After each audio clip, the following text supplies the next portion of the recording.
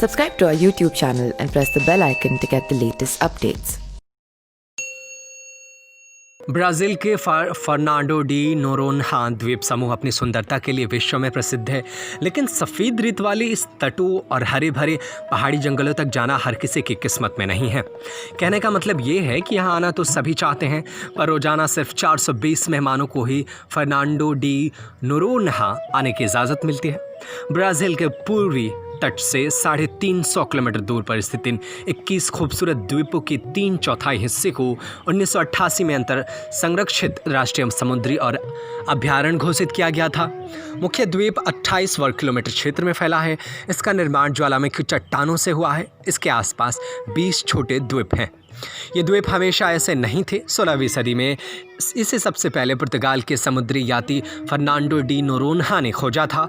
Dutch और पुर्तगाल दोनों देशों की सेनाएं इसका इस्तेमाल करती थी, लेकिन 1700 ईस्वी के आसपास इसे जेल में बदल दिया गया था।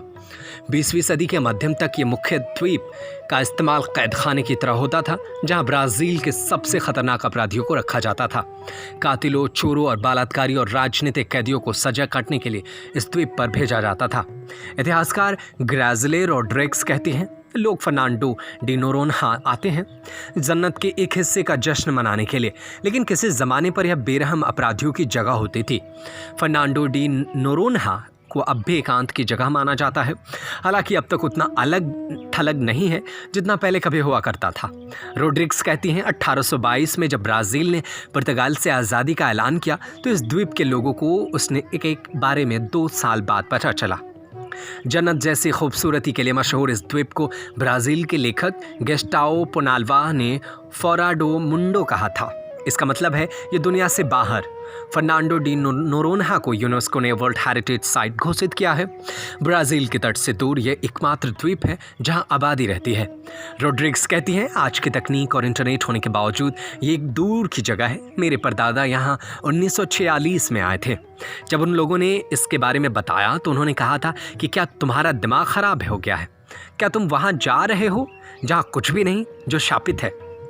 अलग थलग होने के कारण 18वीं सदी से लेकर के 20वीं सदी तक इस द्वीप का इस्तेमाल कैद खाने की तरह होता रहा। अच्छे चाल चलन वाले कैदी अपने परिवार वालों को भी यहाँ भेजने की गुजारिश करते थे।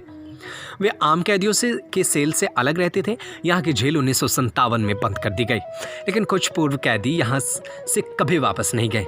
उन्होंने इस द्वीप को ही घर बना लिया, जहाँ आज भी उनके वंशज रहते हैं। फर्नांडो डी नोरोन्हा आने वाले मेहमान आज भी उन कैद खानों के खंडहरों को देख सकते हैं, जिस पर अब हरी बेलों ने कब्जा कर लिया है। Subscribe to our YouTube channel and press the bell icon to get the latest updates.